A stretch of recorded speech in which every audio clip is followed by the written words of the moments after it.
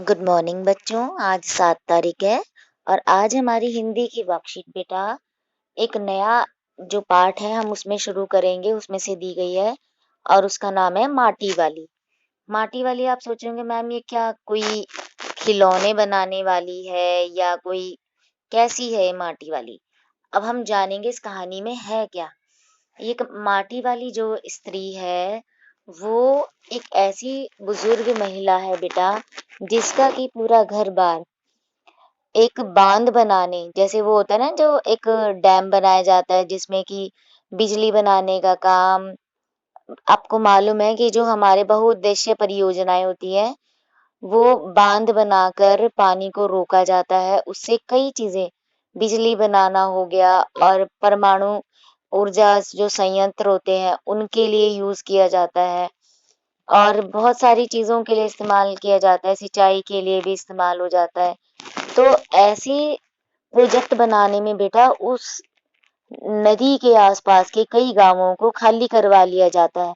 तो ऐसे लोगों को सरकार कहीं और जमीन दे देती है, चाहे वो बेचारे लोग वहां पर पहले खेती बाड़ी कर रहे थे, अपना गुजर बसर बस बहुत अच्छे से कर रहे थे, लेकिन फिर वो एक विस्थापित हो जाते हैं। विस्थापित देखो इसके अंदर दिया हुआ है शब्द। विस्थापित माने होता है जिनको दोबारा से दूसरी जगह स्थापित किया जाता है, जिनको कि दूसरी जगह रहने के लिए मजबूर किया जाता है, स्थापित किया जाता है। एक जगह छोड़ करके दूसरी जगह रहने लग जाओ, ठीक है। ऐसे स्थानों को छोड़कर दूसरे स्थान पर रहना बसना पड़ता है। इन्हीं लोगों के दर्द की कहानी है।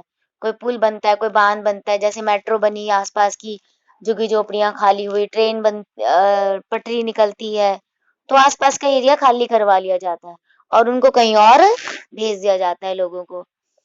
उस जमीन पर आश्रित बहुत से लोगों को अपनी पहचान, जन्मभूमि, रोजी रोटी को छोड़कर दूसरी जगह पलायन करना पड़ता है।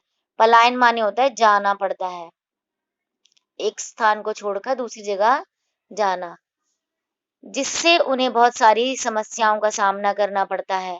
यह इस कहानी में दिखाया गया है कि टिहरी के एक गांव की गरीब बुढ़िया, टिहरी जो गढ़वाल में है बेटे, उत्तराखंड में, माटी को बेचकर किसी तरह अपने परिवार का पालन पोषण कर रही है, किंतु बिजली, पानी और सिंचाई के लिए बांध बन कारण उसे उस जगह को गांव के लोगों के साथ छोड़ना पड़ता है। गरीब और श्रमिक वर्ग किस तरह से इस समस्या से जूझ रहा है, इसका चित्रण लेखक में बहुत ही संवेदनशीलता और मार्मिकता से किया है।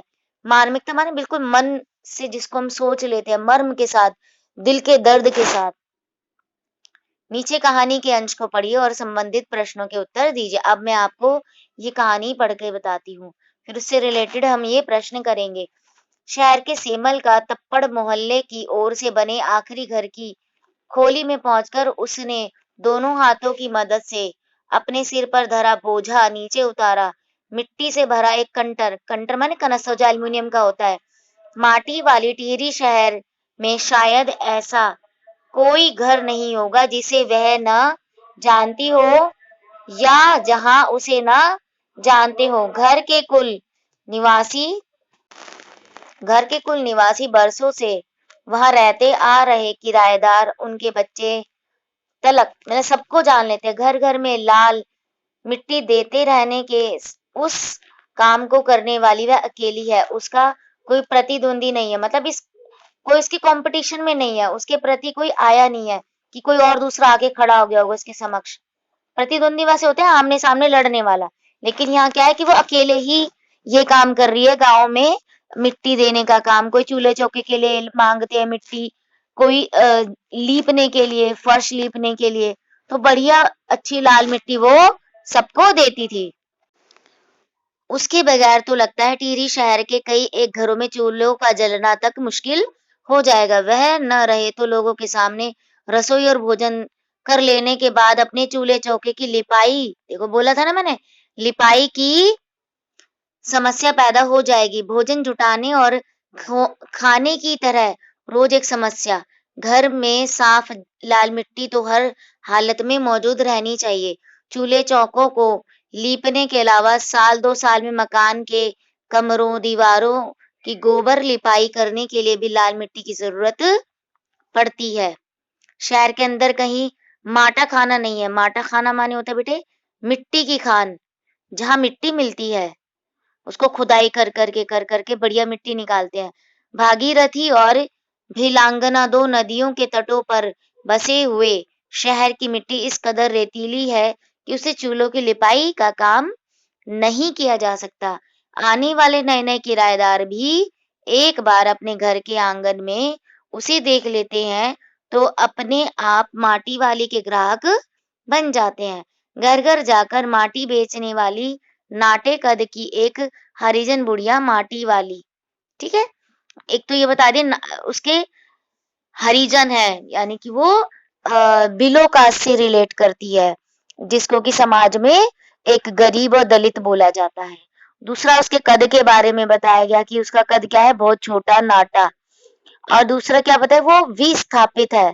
विस्थापित माने उसका गांव कहीं और था, उसको वहां से टिहरी बांध जब बना था, तो उसके लिए वहां से उसको विस्थापित कर दिया गया, हटा दिया गया।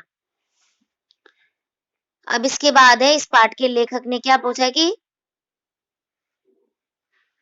ईश्वरचंद विद्यासागर है, विद्यासागर नौटियाल है या शमशेर बहादुर सिंह। देखो सबसे ऊपर ही दिया गया है विद्यासागर नौटियाल।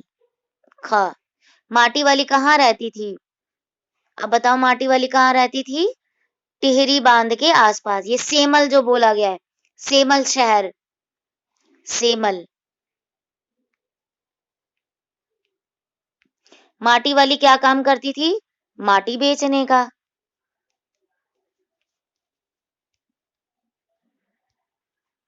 माटी बेचने का। आपके परिवार से मिट्टी का क्या-क्या उपयोग होता है? अब आप बताओ आपके परिवार में जो लोग चूल्हे पे काम करते हैं, तो आप बताओगे चूल्हे चूल्हे लीपने का काम करते हैं, लीपना। और जो कोई फर्श करते हैं, तो बताएँगे कि दीवारों और मकानों को लीपने के लिए इस्तेमाल करते हैं। कोई कुम्हार है तो बताएगा कि मिट्टी से हम खिलौने, घड़े, गुल्लक या मिट्टी का कोई सामान बनाते हैं। अब लोगों की जीविका के बारे में भी बताना है, मिट्टी से क्या-क्या जीविका होती है। माटी वाले की तरह जंगल और मिट्टी पर जीविका वाले लोगों के बारे में लिखो। अब जो लोग जंगल से अपनी आजीविका कमाते हैं और मिट्टी पर, उनके बारे में लिखो। जैसे माटी वाली की तरह मिट्टी बेचकर काम चलाते हैं, तो जंगल में जैसे लकड़ियाँ ले गए, कोई फ्रूट ले गया, कोई कुछ जड़ी-बूटियाँ ले गया, तो लकड़ियाँ, जड़ी-बूटियाँ ऐसे लोगों के बारे में भी आपने लिखना है। जहाँ आप अब जीवन भर रहते आए हैं, यदि किसी कारण उस जगह को छोड़ना पड़े, तो आपको कैसा महसूस होगा? तो भई सबको बुरा ही लगता है। ठीक है? किराएदार भी एक बार को आंगन में उसको देख लेते हैं, तो अपने आप ही उसके ग्राहक बन जाते हैं। ऐसा क्यों? क्योंकि कोई जो बाहर गाँव के लोग तो जानते थे कि मिट्टी वाली जो है मिट्टी लेकर आती है, जिसको माटी वाली बोला इन्होंने, और उसके बिना फिर घर का काम अधूरा रह जाएगा। जो दूसरे लोग यहाँ आकर रहते थे, बसते थे, उनको भी एक बार मदद मिल जाती थी। उन्हें भाई कहीं और ढूँढना नहीं पड़ता था अच्छी मिट्टी को, उन्हें उनके घर के आँगन में वो खुद देकर जाती थी, तो वो भी उसके पक्के ग्राहक बन जाते थे। तो बेटा आप इसको ध्यान से एक बार और पढ़ना और इस एक्स रिकॉर्डर की वीडियो को बार-बार 2-4 बार सुनो और आंसर को लिखने का अभ्यास करो। ऑल द बेस्ट बेटा।